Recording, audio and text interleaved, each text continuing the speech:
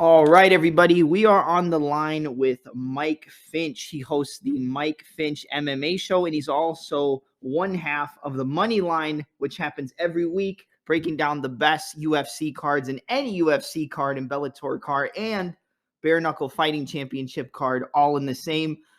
How you doing, Mike? I'm good, man. Excited to talk about this UFC card here. Excited to see Darren Till back. Excited to see Patty Pimblett get tested. And yes, sir, I definitely jump around with these organizations. I actually work for Bellator, Right. and they fly me out to go do interviews. And then for Bare Knuckle Fighting Championships, I host BK Bets. We're just on our third episode now, working directly for them. You guys could check that out on the BKFC app. And then that's right, Mike Finch Show is my YouTube show, and then Moneyline I host with AJ DeVito. So all types of content for you crazy people. Of course.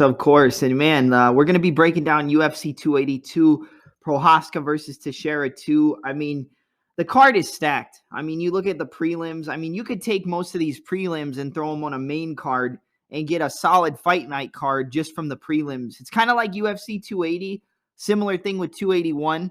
And man, there's so many high-level fights on this card. Yeah, you gotta love it. Yeah, you asked me, can you break down this card with me? I thought, let me glance at the card. I looked at it. I'm like, I don't need to prepare a single note for this whole main card. I know everybody so well. Right. You know, I generally do my tape studies the night before and get some extra details for the Moneyline show I host. But with this main card, I'm like, yeah, let's do it, man. Let's get right in because it is definitely there's name value, but also the matchups are pretty good. Absolutely. I mean, just the main card you got Gustafsson on the prelims, which I thought I heard that fight had gotten canceled. Didn't he? I thought he pulled out of it. Is it still, but it's still on. Was it his last fight he got injured in? You know, I would have to check that as well. You know, Gustafsson obviously was at the frickin' top of the game, main event type fighter, and then you know, had some hiccups. You know, ended up getting smashed by John Jones, armbarred by Fabricio Verdum, knocked out by Krylov. Right? He had some bad goes. So it's just crazy to hear you say prelims. Gustafsson on the prelims. I can't believe this is reality. Yeah, man. I remember going into that Verdum fight when I broke it down. I thought Gustafsson was going to have like a showcase performance. I thought he was going to light him up on the feet, keep him at a distance, stay away from the takedowns, and get a Teixeira-style knockout. Like going into that fight, I was so heavy on Gustafsson, and he just got, once it hit the ground, it was a wrap, which we knew going up against Verdum that if it hit the floor, he was going to be done. But man. Yeah, he normally has really good takedown defense, though, right? I mean, Daniel Cormier had a lot of trouble getting him down. John Jones in the first fight couldn't get him down. He took John down in the first fight. So you would think the wrestling and the boxing would be a nice mix against Fabricio Verdum. And what's funny about that fight is I was training at King's MMA before that fight, so I had every incentive to pick Fabricio Verdum, and yet on the Moneyline show, I still went with Gustafsson because I agree with you, man. I thought Gustafsson was going to let his hands go. You know, I was literally sparring Fabricio Verdum before. And, you know, sure enough, Fabricio goes out there and arm locks him in the first round. Yeah, man, it's crazy. And then you look at the last pay-per-view. I mean, dude, I listened to your guys' show as well. And the one thing I said, because I had a bunch of friends asking me, they were like, you're so stupid for picking Pereira. Like, how can you pick him? And I was like, look, dude, Adesanya's got to be perfect for 25 minutes. Pereira's got to be perfect for one shot. And that's basically how the fight played out. I mean, if you go back and watch it, that's literally, he was getting outclassed. I mean, he won the second round, getting that takedown to secure it. But other than that, I mean, it was Izzy's fight, and he was running away with it, in my opinion. Of course, man. Yeah, just like Kamaru Usman was running away with the fight, you know, against Leon Edwards. Something people don't bring up in that fight is that Adesanya rocked Pereira's world, man. Poatan was on wobbly legs. He got absolutely cracked at the end of the round. It's too bad there weren't a few more seconds in that round because it just seemed like Adesanya might have been able to make something happen. Sort of similar thing happens to Adesanya. He gets cracked a little bit. He gets caught on the fence, which, by the way, that's the other thing I think people miss about that fight. fight, it was all about geography, bro. Yeah. But the way Poatan was able to walk him down in that cage, and if you listen to Adesanya, he said it was because of the calf kicks. He couldn't really get away from him, couldn't really use his footwork like I expected him to. And by the time the 5th round came, he was so stuck on that fence that he just could not get away from those missiles that were coming at him from Poatan. What an impressive performance, and it was cool to see one of Poatan's coaches at the last Bellator event here. I got him some pizza, and we got to talk about the fight a little bit. They're so excited for him to win that UFC title. You know, it really is a crazy story. The guy's on, his 7th MMA fight, and he's the champ in 2022. That really doesn't happen. Dude, yeah, absolutely. And I mean, going into the fight, if you go back and you watch the fight, the punch that started the finish, it was like the exact same setup that he used against Sean Strickland. It was a jab to the body. Izzy was kind of trying to circle away. And then as he circled, he loaded up that rear hip and just launched that left hook. And once that first left hook landed, dude, he was out of it. Yeah, that's for sure, man. Yeah, Poatan is, I mean, both of them actually could crack. But Poatan is like, you know, the Terminator. I don't know. It's scary to fight that guy. Like Rob Whittaker said, one of the biggest middleweights ever. Yeah, he reminds me a little bit of like a Brazilian version of. You ever seen the movie Split with James McAvoy? Dude. No, but that was a hilarious reference. Dude, okay, so if you go back and watch the end of the movie, he's got like split personality disorder, but at the end of the movie, he like transforms into this like super muscular, just jacked, like really tall version of himself. And they called it like the Beast. And I swear, if it was Brazilian and had tattoos, it would be Alex Pereira. He's the Beast, huh? Yeah, man. Yeah, he's one of one, dude. He's an interesting guy. Look, man, I know everybody's super high on him. I think 40-something-year-old Chael Sonnen could come out of retirement and beat this dude. This dude is one-dimensional. He looks not that great off of his back. Him getting taken down by Adesanya, if he did get taken down, I got to rewatch it. I know he was on his back. However they ended up there, it was definitely a thing where I think that Poatan has a lot more work to do in the grappling department. No, I agree. I think like going into this fight, I mean, he obviously had the experience going up against Izzy in kickboxing before, but MMA with the cage and like you said, the geography and the cage control is different from fighting in a ring and kickboxing. But yeah, I agree. I think a Marvin Vettori could give him a lot of problems. I think Whittaker can give him some trouble, but I think Whittaker would be a little bit more like he would be more eager to strike with him, I feel like. And I think that's just a recipe for disaster at middleweight or light heavyweight. I honestly think striking wise, if he was up to go up to 205, like he could knock out anybody there, in my opinion. Yeah, man. I think he would be, he's a really bad matchup for Yuri Prochazka. Yep. That's the one thing I was kind of hoping. I was thinking about this after I was thinking about this after Alex won. I was like, man, if Yuri goes and knocks out Glover, and the story's already there for Alex to go up to 205 and be like, well, you beat my coach, you beat my training partner. Like, let's run it. 205 Pereira Prochazka. I mean, I don't really want to see it right now because Alex has to defend the belt and obviously give Izzy that rematch if they're going to do it. But I think Prochazka and Pereira is a crazy fight. Yeah, that's just a fun one, man. And I think the UFC's sort of on board with making those fun fights with Pereira. They didn't give him Derek Brunson. They didn't give him a wrestler who's going to try to beat him that way. They're just kind of matching him up in fights that are fun. You know, this Bruno Silva matchup, the Sean Strickland matchup, the Adesanya matchup. He's going through strikers, so just important to note for people as they get super hyped up on this guy. Like, he's one of the best strikers in the world, and it's yet to be seen whether he's the best MMA fighter. And then the last thing on Poatan. You can punch him in the face, dude. Like, he keeps his hands pretty low. I'll predict that at least some point in his UFC career, he's going to get knocked out because he just seems kind of primed for an overhand right. I know people give so much credit to kickboxers, but the history of kickboxers coming into MMA and getting knocked out is really long. And Poatan brings that style as well. His hands are low. He's got a big-ass head up there. He's tall. I feel like an overhand right is bound to hit him at some point. That being said, I mean, his hooks and his ability to press people and knock them out is probably second to none as well. Yeah, and perfect example, Khalil Roundtree and Gokhan Saki. I don't think anybody expected Bangkok ready Khalil to come in there and wipe the floor with Gokhan in that fight. That's right. That's right. I mean, you could just keep going, man. I mean, Mark Hunt, Alistair Overeem. I mean, the list goes on and on. You know, a lot of K1 legends have come into MMA to find out that MMA fighters can strike too.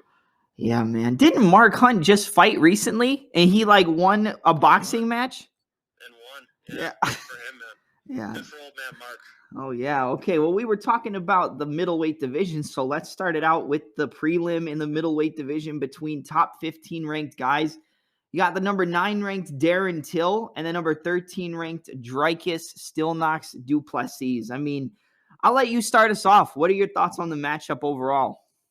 Man, I am so excited to see Darren Till back. Who knows what his grappling is going to look like having trained with Khamzat Chimaev all this time. I really have no idea. I know Darren Till battled some injuries. I know he got a little heavy. And, so I would love to see him in a great fight where he bounces back with a big victory. You know, if you look actually deeply here, since 2018, he's gone what? He beat Kelvin Gastelum in a really close decision. Yep. And then the other fights he lost to Tyron Woodley. He lost to Jorge Masvidal. He lost to Robert Whittaker. He lost to Derek Brunson. So although Darren Till is a huge name, I don't consider him like one of these top 5 guys. Like I hear people talk about him this way. But it would be really nice to see him bounce back after this long layoff. He has not fought this year. He has not fought in over a year. And now they're going to give him Dricus du Plessis. Bro, Dricus du Plessis is explosive, man. Totally the opposite story. He has been on a freaking run. He's gone to the UFC and gone 3-0, but he was finishing fights before he got to the UFC. And man, Dricus du Plessis is dangerous. I'm surprised they decided to go with du Plessis and Till. So I'll say this: I think du Plessis could put him away on the feet. I think du Plessis could win a decision on the feet, and I think it'll be up to Darren Till to show us if that training with Khamzat has really come into play. Can he score a takedown or two? Can he make this a mixed martial arts fight? If Darren Till does his usual thing and kickboxes on the outside, I've got to go with du Plessis in this one, man. Yeah. No, I agree with what you're saying, and I agree with what you mean with the people kind of overhyping Darren Till at this point. Like you said, got the win over Kelvin Gastelum. In my opinion, he looked good against Whittaker. I mean, he caught him stepping in with that beautifully timed elbow, and it was a competitive fight, but you could clearly tell that, Whittaker was going to get the decision. And, going up against du Plessis, I think obviously the technical skill side is going to be on the side of Till. I mean, he's going to be in and out. If he can keep it at that kicking range or just outside of kicking range, I think he gives du Plessis a lot of problems. But the thing is, like you said, he's explosive. Du Plessis will run in and throw stance switching combinations like nobody's business. And that's exactly how he caught when he caught Trevin Giles at 264. He had just gotten rocked. He's up against the cage. It looks like Giles is about to put him out, and he just lunges in with that straight shot and knocks Trevin Giles out cold.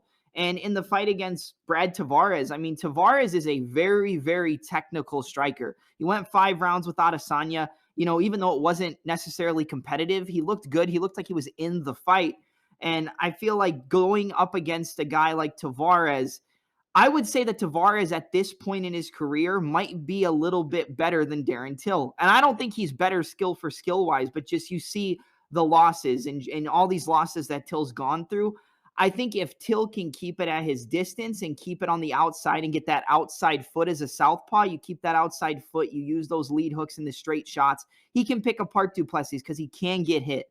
But I feel like du Plessis, like you said, with that power and explosiveness, and he does have the ability to go for submissions and try to get some takedowns. I think at this point I'm on the side of du Plessis just like you, but I could see Till, if he's on, he can keep it at that distance and pick him apart.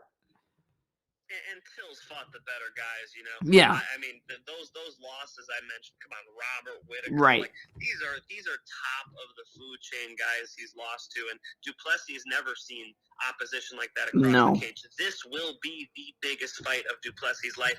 But something that is real, and I disagree with Dominic Cruz about this, is ring rust, man. I think when you're out of that cage, your timing is not going to be perfect generally when you come back for your first fight, and especially a guy who's battled some injuries like Darren Till. Hate to say it, but yeah, we're doubling down on Duplessis. Yeah, absolutely, man. Like, I would love to see Darren Till come in, and if he comes in here and gets a finish over Duplessis, then I think we have to take him a little bit more serious. And I've always been a fan of Darren Till. I picked him to beat Woodley. I don't know. I feel like a lot of people picked him to beat Woodley at that point because they were riding the hype of Till. But yeah, I just don't see it. I picked him to beat Brunson. I thought Brunson was a really, really good matchup for Till style-wise. And he just he landed a few shots. He hurt him at one point, but other than that, I mean, the takedown defense was non-existent, but maybe working with Hamzat, his takedown defense is going to be better. He has the skills, but I just don't think he can get it done at this point. Yeah, man. I think the UFC could have given him a fight that would be, you know, where he's a favorite, man. Like, let him come back. You know, in the boxing world, when Tyson Fury was, you know, fat and he came back and he wanted to fight Deontay Wilder, he didn't start with big fights. He started fighting, you know, fights where he was a big favorite, and you kind of get some wind in your sails again. And Dricus du Plessis is just not the guy for that job. No, absolutely not. So we're both riding with Duplessis. You think he gets a finish, or you think it's a decision? You know, I'm on the fence about that one. You guys will have to touch base with me on money line when I break that one down. I don't know. I'm gonna with you right here. I'm gonna go ahead and say decision. But dude, Dricus du Plessis blitzes people, man. Yep. He even kind of picks his chin up, which scares me a little bit. Yep. It comes over the top, but you know, that's actually how Jorge Masvidal got Till out of there. But you know, when Dricus du Plessis blitzes, you better get the hell off the train tracks. You're getting run over. Yeah, absolutely. So we're both doubling down. All right. We're going to move to the main card now. We're going to start with the main card opener, which, look, I'm happy this is a main card opener. I think this might be one of the best main card openers you could make at the current point. You know, featherweight division. I literally just did a video on this fight yesterday. Bryce Mitchell, the number 9 ranked fighter, Thug Nasty, excellent jiu-jitsu, going up against the undefeated, and both guys are undefeated, actually. I think the combined record of both guys is 27-0 as undefeated as a professional. You got Ilya El Matador Topuria, who's ranked 14th in the division as well. Mitchell versus Topuria. Why don't you start us off? Man, the flat earther himself, Thug Nasty, Bryce Mitchell, taking on a freaking beast in Topuria, man. I'll start off by complimenting Bryce Mitchell. He looked real good against Edson Barboza. Mm-hmm. That was a big step up in competition. I didn't know how he would deal with the striking. He didn't even have to. He just bypassed it. He hit those takedowns nice, was able to control Edson Barboza, and win pretty dominantly, man. I mean, you got to be impressed with him beating a guy like Edson, because Edson was looking good before that. You know, I know Edson's getting up there in age a little bit, but man, that's what, 36. Okay, never mind. 36, that's not too bad. But Edson Barboza looked phenomenal against Shane Burgos. The Giga Chikadze fight was freaking madness. Giga Chikadze is one of the best strikers in the world. I would know, being at Kig's MMA, I avoid sparring with that dude at all costs. I don't want no smoke with Giga Chikadze. that body kick is serious. I got to go to Henry Cejudo's house, and I asked Henry Cejudo about potentially fighting Giga Chikadze. Henry Cejudo was like, fuck that. I have no plans of eating those kicks. And, you know, so Edson, no shame in losing there. And then sure enough, you know, Bryce Mitchell dominates him. So I think Bryce Mitchell is, you know, I wonder how good he really is, because Topuria is going to be more than a test. Topuria, like you said, also undefeated, coming off of that knockout over Jai Herbert, which Jai Herbert's a freaking problem, man. Yeah. You know, was able to ground and pound not Uriah Hall, the Ryan Hall, the heel hooker. was able to get him out of there in the first round as well. When you're knocking people out in the first round consistently in the UFC, I got to take notice, man. Topuria is a freaking problem. I think he punches Bryce Mitchell in the face and hurts him in this one, man. I wonder if he can get him out of there, though. The reason why I'm not going to go Topuria with a finish is because he is not better on the ground. He's going to have to avoid wrestling with Bryce Mitchell. Mhm. He's got to avoid being underneath him. Even when he comes in for ground and pound, he's got to be careful because Bryce Mitchell's pretty damn nasty on the ground. With that being said, if Bryce Mitchell wins, he's got to grind out a decision. Tough fight to pick, dude. I'm going to lean Topuria. I'm going to lean that he gets it done with his hands, and Bryce Mitchell makes it to that final belt. Yeah, man, I agree with a lot of what you said, and like you said with the Barbosa fight, I picked Barbosa to beat Bryce because I mean, aside from the Giga Chikadze fight, Edson looked fucking good at featherweight. He's looked pretty damn good. I picked him to knock out Shane Burgos. He got it done, but I figured like he wasn't going to be able to contest with him on the feet. And you know what? Bryce Mitchell shut me the hell up when he dropped Edson right up against the cage. And when he dropped him, I was like, holy shit. I'm like, he just dropped Edson Barbosa, and this guy isn't even a striker. I think the thing that Mitchell is pretty good at that maybe people don't give him credit for because he's such a heavy reliance on the grappling and the jiu-jitsu side is his ability to move in and out of the pocket. Like his striking is not that great. He doesn't have the best punches. He doesn't have the best kicks, but everything he does on the feet is just to set up the grappling. He's pretty good moving on the outside, moving in and out. But the thing with Topuria is, if Bryce thinks he's good at moving in and out on the feet, Topuria is going to match him and then some. I just think the technical ability that this guy has showcased, even like you said in the Jai Herbert fight, I mean, he got cracked with a lead high kick against Jai Herbert, where I guarantee you he was out before he hit the mat. And when he hit the mat, he woke back up. But he was able to get in on that takedown, get in on the hips, get that takedown on Herbert, got rocked again. But then, man, he's so good at downloading the opponent's offense and coming back with counters on everything. His counter striking is elite. And I know we haven't seen him go up against the elite level yet in this division, but I would venture to say I think Topuria can hang with the elites of the elites at 145. That left body shot is ridiculous. A good jab, good in and out movement. He's called the El Matador, right? But he moves like a matador. He fights people like a matador. He's in and out. He's very light on the feet, kind of like a Wonder Boy Thompson, but a little bit like more closed off of a stance.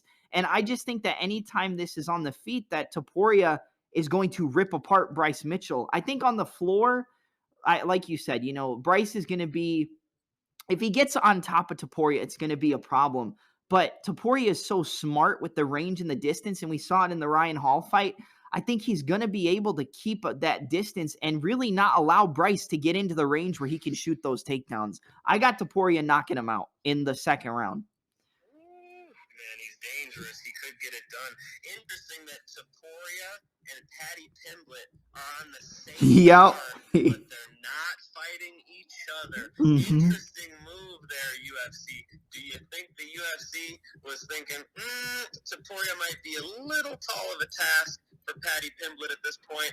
I would guess that conversation was had because we all know Topuria and Paddy Pimblett, after throwing hand sanitizer or whatever the hell happened at that hotel, that would be a super fun matchup. Here they are with different opponents. Yeah, no, I agree. I think it was interesting that they didn't make the fight. I would worry a little bit about the size of Paddy Pimblett, just being able to like dictate the fight a little bit, especially maybe in the grappling aspects and keeping his distance. But man, he got cracked on the chin in that UFC debut against, his name, I'm forgetting his name. Who's the guy? He did like a right outside low kick, switch to southpaw, and cracked him right on the chin. I can't think of his name. Are we talking about Paddy's debut? Yes. Paddy's UFC debut was against Luigi Vendramini. Yeah, Luigi Vendramini. That was it, right? That's it. Yeah, so he had his chin right up in the air and got cracked. If Topuria hit Paddy Pimblett with that shot, I'm pretty sure Paddy would have gone to sleep. Oh, man, Topuria packs a freaking wallop, man. Yeah, Topuria, you could just see he throws with his hips. He throws with his glutes. If you actually hook up a crash test dummy and then put on these sports science shows they have him throw punches. You throw with your lower body. Topuria is a great example of that. Man, he uses his legs. He uses his lower body when he turns his hips over to throw punches. He puts people into other dimensions. Man, that's a very dangerous guy for a Paddy Pimblett at this point. That's why I think we're going to see Paddy Pimblett, Jared Gordon instead. Yeah. Do you think that if both guys get past this test and have impressive performances, you think they make Topuria and Pimblett next at 55? Makes sense to me. Yeah, I'll buy a ticket. Man, that would be crazy, man. I like, look, I respect Paddy Pimblett, and we're obviously going to talk about him in a little bit, but I just like high level competition. Even if we toss Topuria to the side, I don't think Paddy's going to have that much success when he gets into the tops 8, 9, 10 of the division. I don't even think it has to be top 5. I think top 10 to 5. I mean, you're looking at guys like Mateusz Gamrot, Arman Sarukian, Garam Kutateladze, Damir Ismagulov. I think all those guys give Paddy a lot of problems. Oh, yeah. I mean, at this point, Paddy's not there yet. Yeah, dude, especially, I mean, look at Beneil Dariush's last performance. What is he going to fight the former champ, Charles Oliveira? I don't know, man. I would keep Paddy away from these, like, really high-level wrestlers. Even saying that Charles Oliveira matchup, that's even more fun than, I don't know, a Gamrot or Arman Saruki. And I feel like these guys who are stronger than him, who he can't take down, that'll probably be a problem for the baddie. But look, man, it's the fight game. You could lose a fight, win a fight. He could hover at the top. He doesn't have to stay on this undefeated UFC streak he's on. He could definitely he's already he's 19-3. So I mean he's lost a couple times already. He'll probably lose a couple times in the future. That's okay as long as they keep him up at the top. They keep him they sort of keep him relevant with as far as his opposition goes. Obviously he's always going to be relevant with his ability to market himself and hook up with Barstool Sports and Molly Meatball and produce all this content. Like the dude's a genius as far as that goes. But as far as matchups go, it's okay.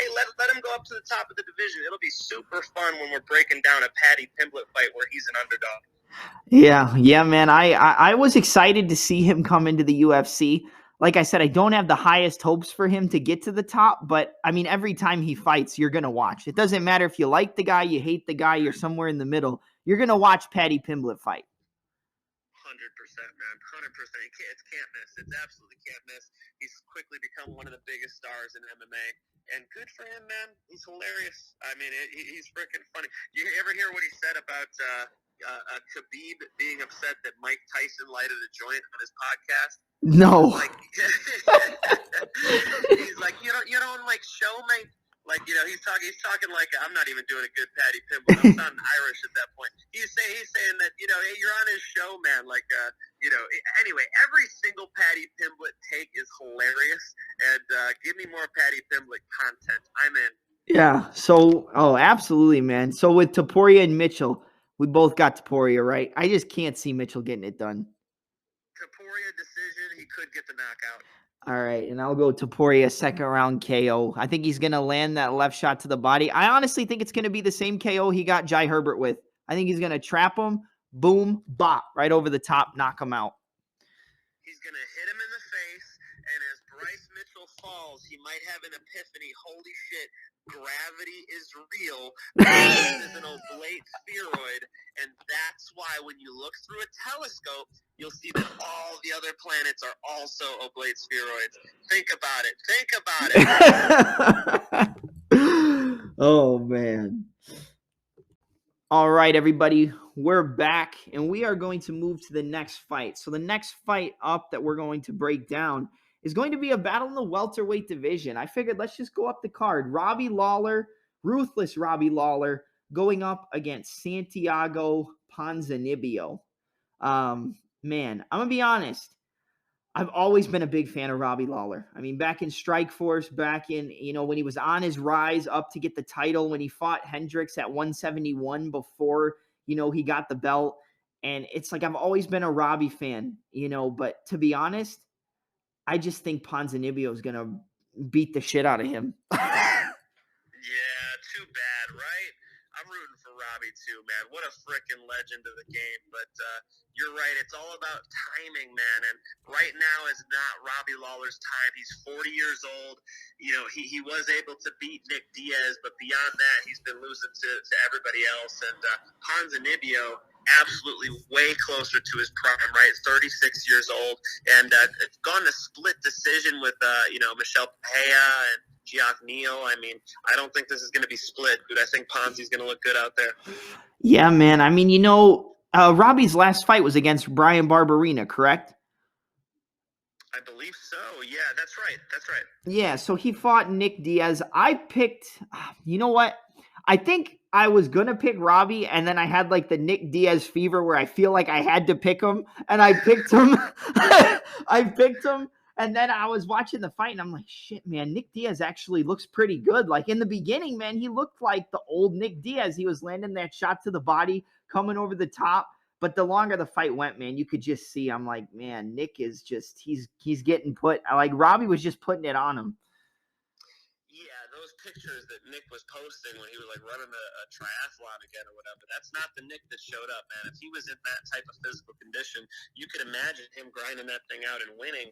And Nick Diaz gets credit as one of the toughest guys ever, but Robbie was, sort of able to make him quit. I mean, let's be honest about it. In the third round, literally the victory says retirement, because that's what Nick Diaz did. He just decided to retire, and it was he retired in the middle of the third round. So yeah, man, it was a battle of guys who are not in their prime anymore, and that's not what we're about to see, brother. We're about to see Ponzinibbio, who wants to be. Ponzi probably still thinks he wants a title shot, man. He's not done with this game. He's right there at the top, and this will be a big time performance for him. I'm gonna go Ponzinibbio all day. Can he get Robbie Lawler out of there? That's pretty tough, right? Even if you look at, Colby Covington in 2019 couldn't get Robbie Lawler out of there. Neil Magny, it's tough to do. I know Brian Barberena was able to. Ponzinibbio might be able to.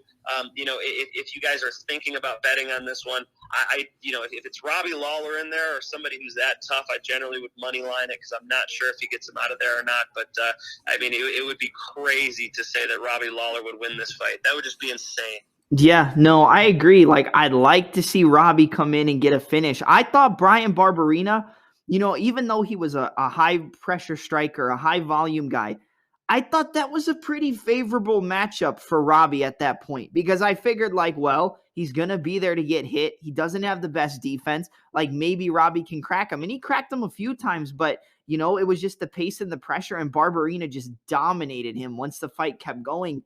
And I just don't, like...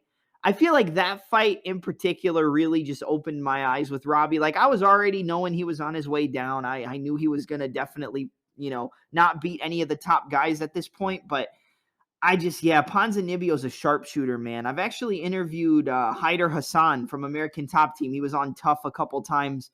And he was talking about Ponzinibbio when he was going through that really bad staph infection, when he had to be out of MMA for a really long time. And, just singing his praises to how good the guy is, but how that injury and that sickness just really took him out of the game for a long time. But people don't remember, man. I mean, ain't nobody knocking out Neil Magny, but Ponzinibbio did it.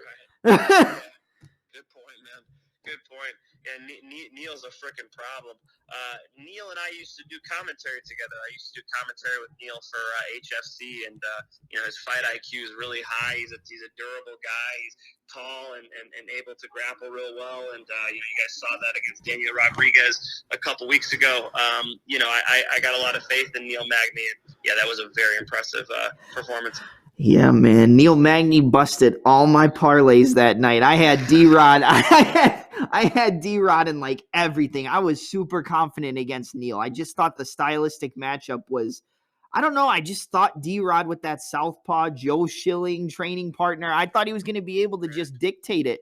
And man, Neil just put that grappling on him like crazy, especially towards the end. Yeah, man. Yeah, Neil Magny's grappling is a lot better than Daniel Rodriguez. I think that came to fruition.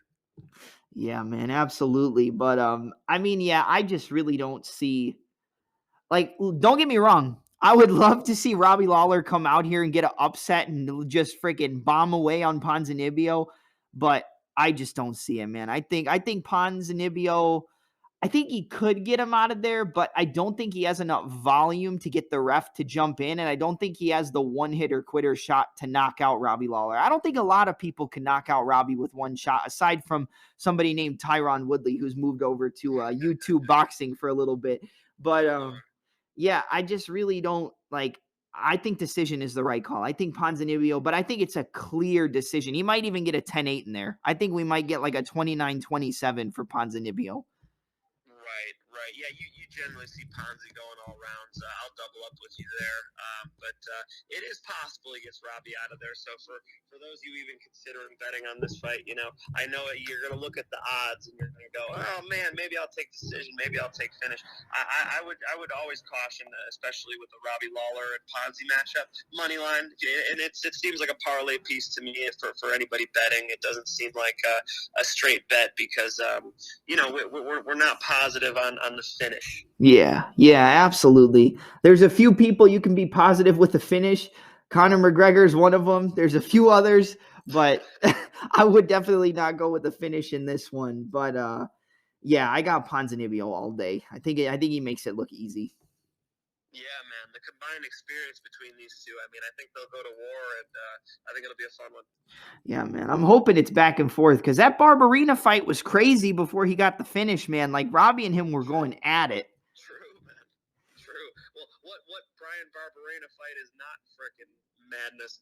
I know, dude. I know Robbie and Luque like have a past, and I think they trained together. Because didn't Robbie train under Henry Hoof for a little bit, or am I like losing my mind? He was always American Top Team, wasn't he? Oh man, that's tough to. My old coach Pat Curran used to train under Henry Hoof. I'm trying to remember. I don't recall Robbie Lawler training there. Maybe it wasn't them, but man, I thought like if Robbie could have got a few wins together, Robbie Lawler and Vicente Luque would have been a banger. Oh yeah. Oh, of course, man. Yeah, of course. Yeah, Vicente. Yeah, actually, that's interesting. Robbie's hands are pretty dangerous for Vicente. That'd be an interesting one. Everybody was picking Vicente Luque over Bilal Muhammad, and I stayed on Bilal and got that one. Yeah, I think Vicente Luque's hands might actually not be as good, especially as a prime Robbie Lawler. Not good as a prime Robbie Lawler. Yeah, that'd be a fun fight. Though I do like how they match up. The UFC's been doing it right with Robbie matching up with like a Barberena and a Nick Diaz. These are fun fights. Yeah, absolutely. I guess we'll move to the next one. Paddy Pimblett, because we already talked about him. We already talked about him earlier. Paddy. Oh, Paddy the Paddy. Come on, man. You got to be hyped for a Paddy fight. Oh, absolutely, man. The only guy who can eat friggin' quarter pounders and whoppers for the entirety of his life before training camp and then drop like an entire body and be shredded. Some of those photos of him online are shocked. You got to be careful. I remember Paddy talking about that. Like, look, man, this viral photo, I'm not 500 fucking pounds. Yeah, man. I mean, I don't think he gets like huge. I mean, there was a picture where his face was like extremely bloated and he looked like he weighed like 245. And I'm like, yeah, I don't think that's right. But, Paddy was saying that people close to him were texting him like, hey, man, saw this recent picture. You wanted to see if you were okay. He's like, what the fuck? Yeah, man, he gets fat, but I think it's a little oversold at this point. And I think he's going to come in shape against Flash Gordon. Yeah, man. I mean, I'm going to be honest, man. Paddy Pimblett and Jared Gordon, it's a good fight, but I kind of feel like they should have given Paddy like a bigger name, not because I think Jared Gordon is an easy fight for Paddy, because I absolutely don't think it's an easy fight. Jared Gordon isn't an easy fight for anybody, but I feel like maybe a bigger name, like even if they would have made the Topuria and Paddy fight on this card, I would have been down for it. Yeah, I agree. I I think they're still building this it's sort of like everybody's like Conor should fight, when Conor was 145 Yeah. pounder, Conor should fight, Chad Mendes and this and that. They gave him like Dennis Siege. Yeah. It's like they try to build these superstars, and while Jared Gordon is a tough customer, I do not think Jared Gordon is much of a contest with like any of the real top of the division, man. Mm-hmm. We're talking about the deepest division Yeah. in the UFC, man. When you weigh 155 pounds, you might have Islam Makhachev standing across from you. You might, the list goes on and on. I think Beneil Dariush absolutely blows him out of the water. I just think that Jared Gordon is not that A-plus level of the 155-pound division. And, with that being said, I see what you're saying. It's almost like a risk-reward ratio. It's like, okay, so we're not going to get a big name across from Paddy Pimblett. He's not going to get his street cred from this fight. So what? It's going to be an easy win? Well, no, because Jared Gordon is a real step up in competition. This is not some of the opposition that Paddy Pimblett's already seen. This is not Jordan Levitt. This is somebody who is definitely going to be more dangerous, and Paddy's going to be tested in this fight. And honestly, we've seen Paddy in some competitive fights previously, so I think that's part of the reason why the UFC is like, okay, pump the brakes. Let's not give him Taporia. Let's not give him anything crazy. Let's make sure that he comes up right. And I'll just go right into the breakdown. I do think Paddy Pimblett does win this fight. I think he's a much better grappler, especially in the top position. It will be hard to get Jared Flash Gordon down, but once he does get him down, or even in the clinch, I do think Paddy Pimblett starts to take this thing over. And if he's going, now's the time, man. Jared Gordon has been knocked out viciously multiple times in his career, right? The Joaquin Silva knockout, the Charles Oliveira knockout, the Diego Ferreira knockout. Some of these were really nasty. If Paddy Pimblett can let his hands go in this fight, it'd be really fun to see what he can do on the feet, because as he moves up this division, bro, I don't see him being able to strike with some of these guys. Here's an opportunity for him to show us that he's a mixed martial artist. Yeah, no, I'll basically just second everything that you said. Like I said, it's a tough fight. It's not an easy fight. Jared Gordon's been in there with the best of them. I believe he fought Charles Oliveira back in the day, and I think Oliveira actually knocked him out. Am I correct with that one? Yeah, Charles Oliveira hit him with some big shots on the fence. Jared Gordon's back was on the fence in that fight. And Charles Oliveira, I believe it was an overhand right, if I'm not mistaken, like put a hook on him and an overhand right. And I just remember when the referee jumped in, it was like a bizarre one where Charles had to like roll over the referee. Yeah. Flash Gordon was out and in a strange spot. He was like, curled over against the fence. Yeah. It was a pretty ugly KO, man. And so, yes, he got put out by Charles do Bronx. Yeah, man. I think Paddy, although I think Gordon is going to be competitive, I don't necessarily think that Gordon's better than Paddy anywhere. I think he might be a little bit better on the feet defensively, and maybe we'll see his defense show a little bit better in this fight, because like you said, Paddy does keep his chin up in the air. He does lunge in on some of his shots. Kind of reminds me like when he throws his straight shots of a Dricus du Plessis, which we talked about earlier. They kind of lunge in with their straight shots, and they just go balls to the wall. They're like, well, I can get hit, but I know I can take it. And I feel like that's kind of what Paddy is. It's kind of like Conor McGregor. He does not have the technical striking of a Conor McGregor. So before everybody jumps down my throat and jumps in the comments, I'm not saying that, but the way that they commit on their straight shots, like, Conor doesn't tuck his chin, but he'll move his head off the center line. Paddy's head's going to be in the same spot. It's like a stop sign. You hit it, it's going to be there. But can you get through the straight punches? I think that Paddy can get through this fight and look impressive. I think Gordon's going to give him some trouble, but I think Gordon's going to get submitted. There you go. All right, we got a Pimblett submission pick. Paddy is kind of a finisher, isn't he? Damn, that's interesting. I wasn't even thinking of Paddy finishing this fight. Here I'm just thinking like decision. But yeah, Paddy's been strangling everybody, so that's possible, man. A Paddy rear naked choke, that might be a good call. Yeah, man. So you're going Paddy decision? That was my instinct in this one, man. I think it's going to be pretty hard to get Jared Gordon out of there. Jared Gordon. He did lose to Grant Dawson via rear naked choke, but Grant Dawson, how good did he look against Mark Madsen? Holy shit, bro! Yeah, I think man. Grant Dawson beats the shit out of Paddy Pimblett. I don't think that's the same level. Paddy could get him out of there with the rear naked, though. I like that call there by you. I'm gonna have to sit on that one. I must say my initial instinct was Paddy with the decision, getting a little bit of wrestling going, getting some clinching going, working from the top position, and Jared Gordon kind of just gutting it out. Yeah, I could definitely see the decision. I the only reason I picked the finish is, well, number one, Paddy got a rear naked choke in his last fight. I think he got a submission against the last guy that he just beat. And I feel like Gordon is so good in the grappling. Paddy's going to be a little bit better at handling those scrambles. And I think Gordon's going to give up his back in one of those scrambles and get submitted.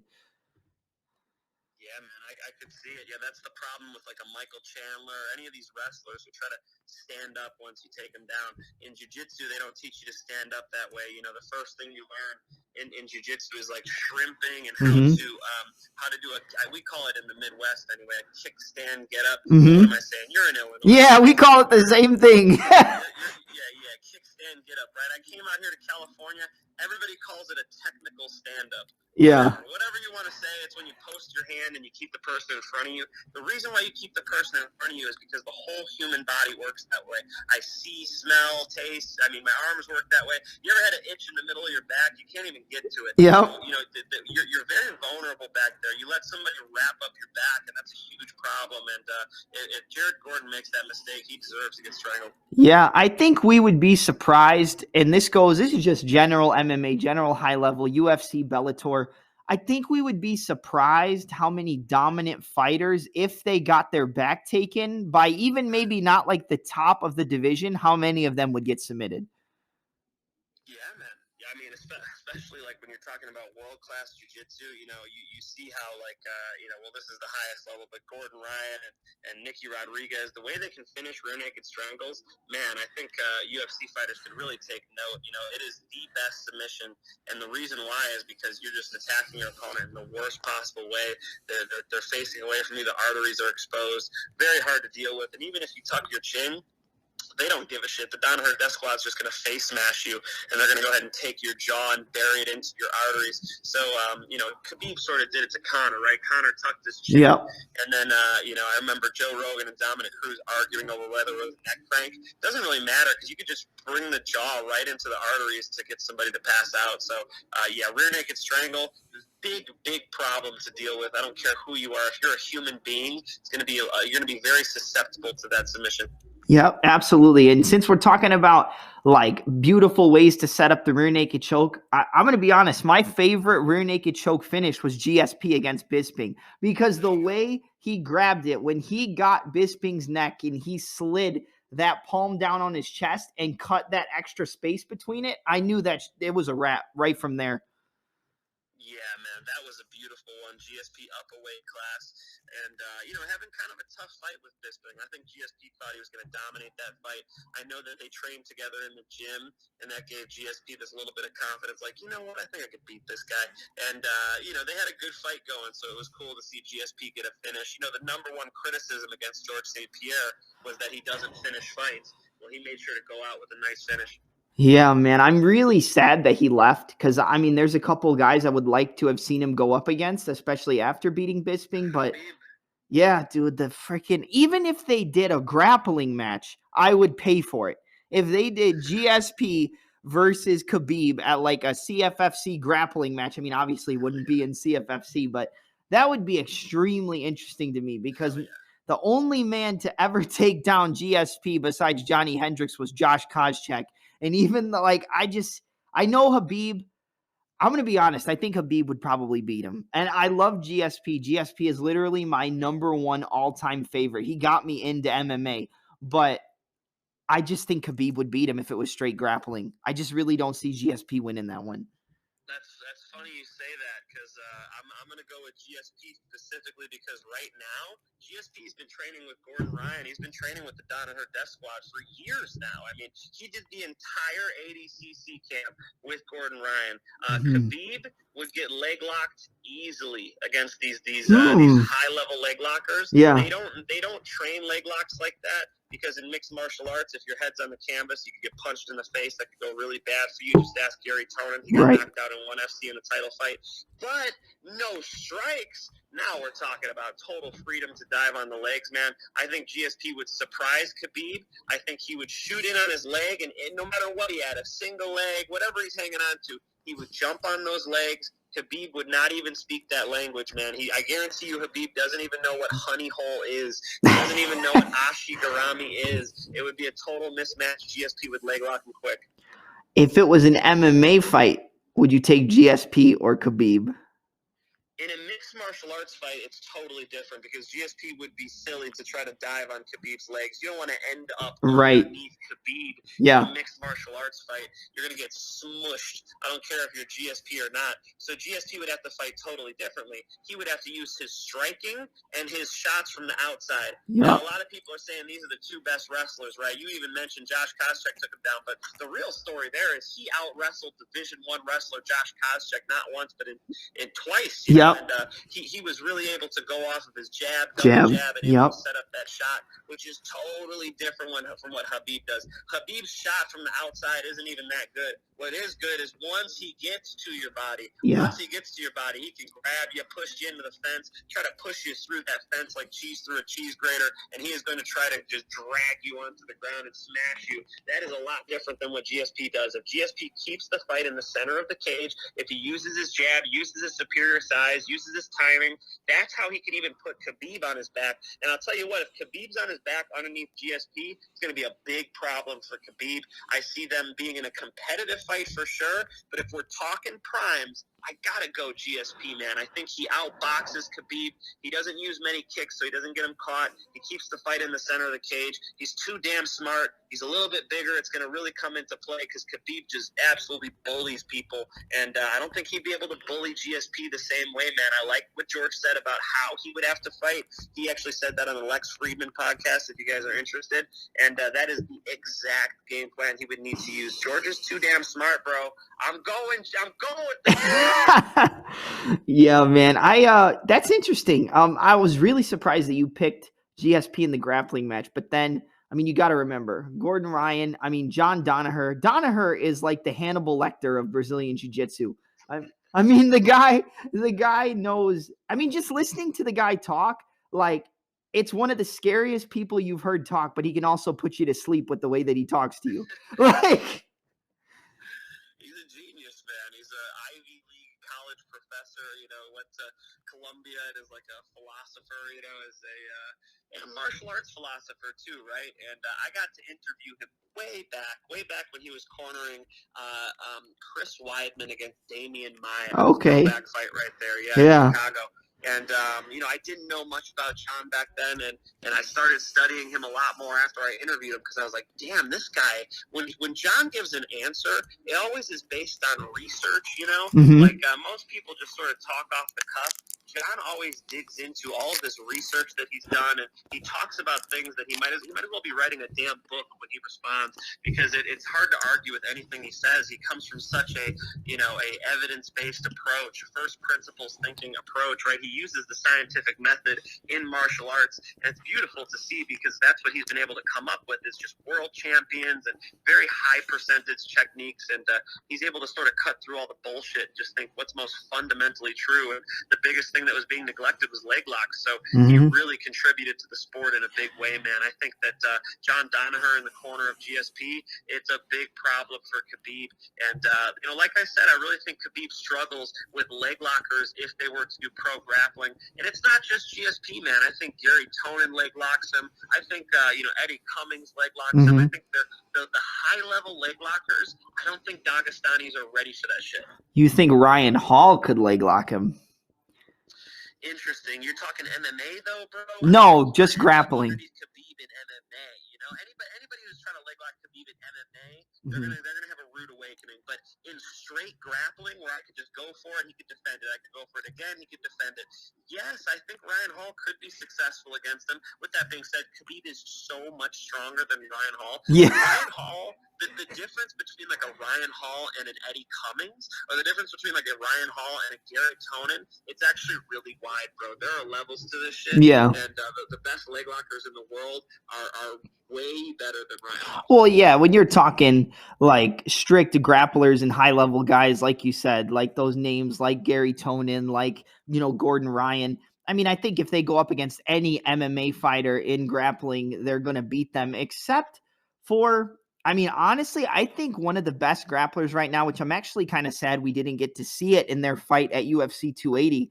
Man, Sean Brady's a fucking problem. He's a bully, dude. Yeah, I was surprised to see he couldn't grapple with Bilal Muhammad, because obviously you would think he would want to get a hold of Bilal and drag him onto the ground. Yeah, man, I was really, really confident in Brady going into that fight.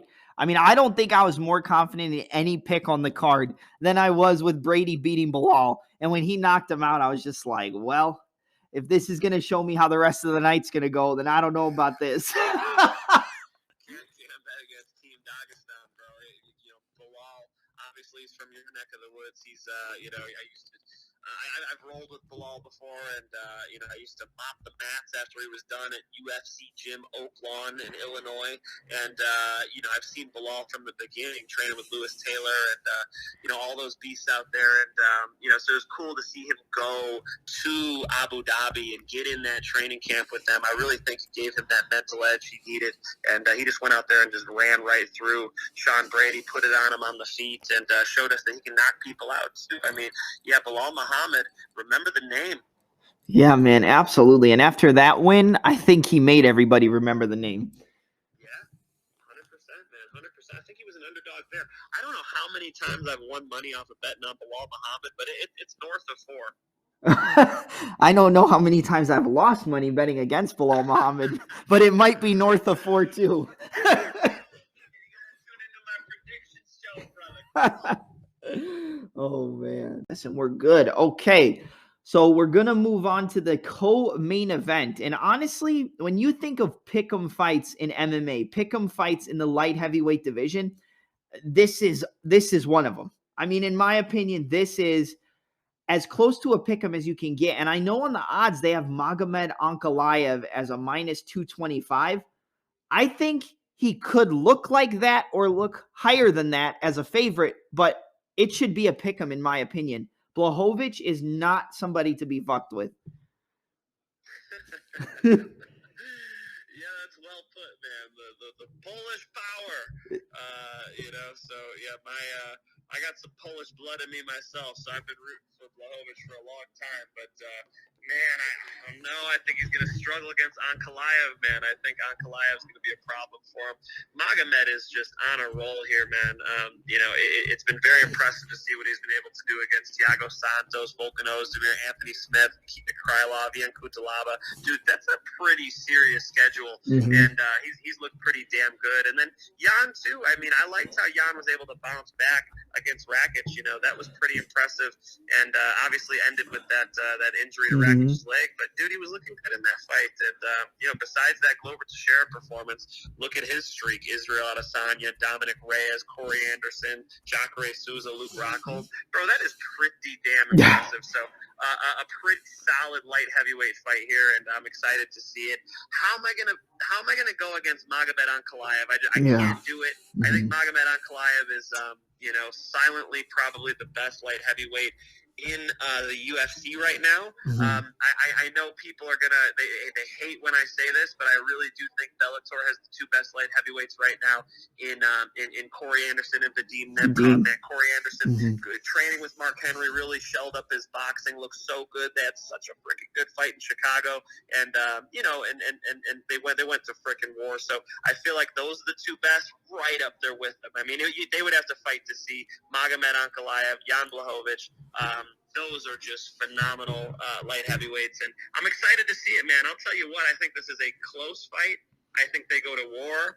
The wrestling's obviously got to favor the Russian, Ankalaev, and the punching power obviously favors Blachowicz. I just got to go with Ankalaev here, man. I'll take him in a decision. Yeah, I think I'm gonna agree with you and go with the side of Ankalaev. I think that when it comes to Blachowicz, he is technical in the way that he strikes, but I don't think I've seen anybody be a better outside fighter at light heavyweight at the current point in MMA than Magomed Ankalaev. Like the way he's able to fight with his foot on the outside, keep that outside foot, keep those angles, and constantly be pivoting and angle changing. And like, I don't think people understand, like, it's easier for the guys in the lower weight classes to do it, but to be able to move that effortlessly at light heavyweight and get that outside foot, get those angles, move in and out with your straight punches, that is not easy to do in the light heavyweight division. And Ankalaev makes it look easy. Yeah, he's so relaxed when he's doing it, bro. He's so relaxed up there and pretty, like, conservative style. Like, Ankalaev is the type of guy to bet on because he's not out there just biting down on his mouthpiece, swinging haymakers. Like, the dude is very calculated. So it'll be tough for Blachowicz to capitalize because Blachowicz can blast you when you get stupid. Ankalaev doesn't get stupid. Yeah, no, I agree. I picked against Ankalaev when he fought Anthony Smith. And I feel really stupid, but like going into that fight, I thought Smith was going to be a big test for Ankalaev. It was his biggest test at that point. And in my opinion, I was like, man, Smith has shut a lot of these guys down. I mean, you look at the Jimmy Crute fight, you look at the Ryan Spann fight. A lot of people were going against Anthony Smith, and he shut so many people down. I'm like, I don't know. But Ankalaev didn't just beat him, he dominated him. Yeah, 100%. To be fair, I've been picking against Anthony Smith this whole time as well. Unfortunately for Mr. Smith, I mean, we gotta respect the guy. He sits behind the desk. He's smart enough to do some analyst work. He's definitely got a ton of experience underneath him.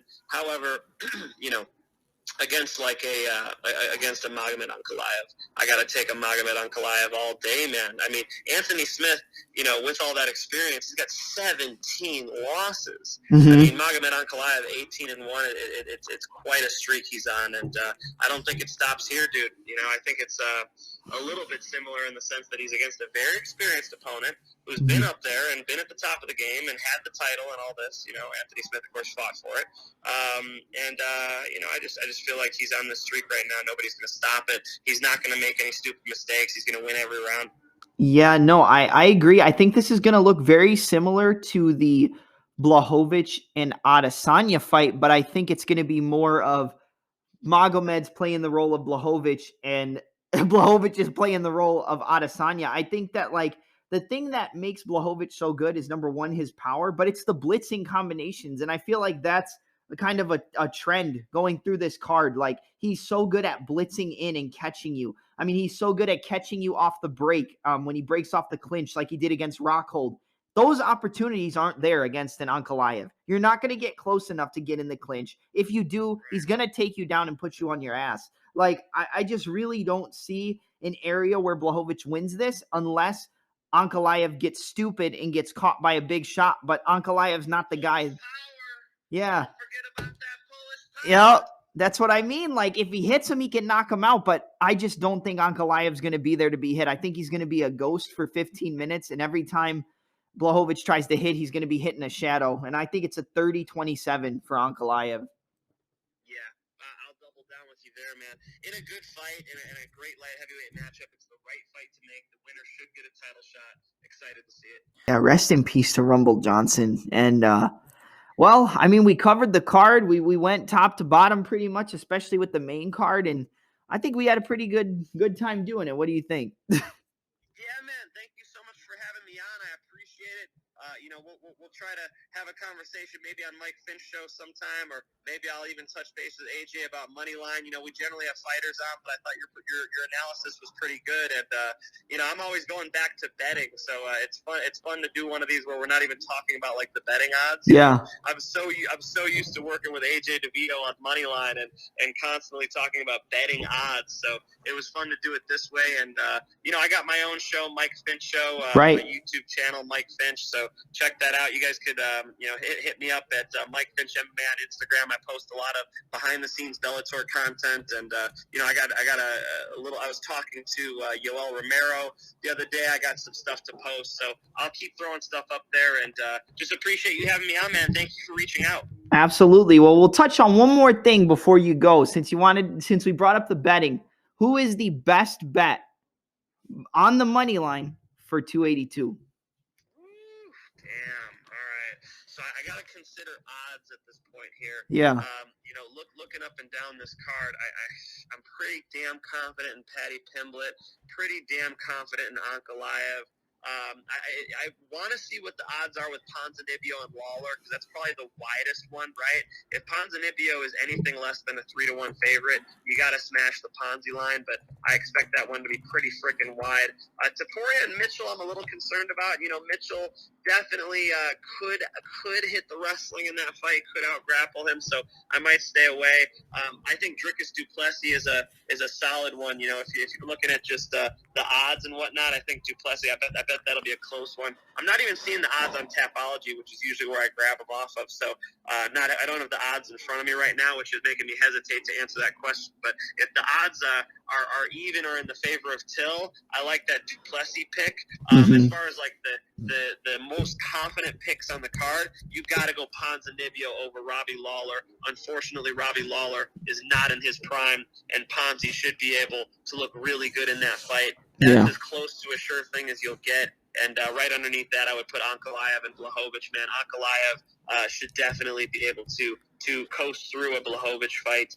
And, I think he deserves his title shot, and he should show it. Yeah, no, I like your picks. If I'm going to give two, I think my number one, the last time I checked the odds, Topuria was at like a minus 170 or minus 140, somewhere around there. I could be different now, but if that's the odds, I think Topuria is the best pick on the card.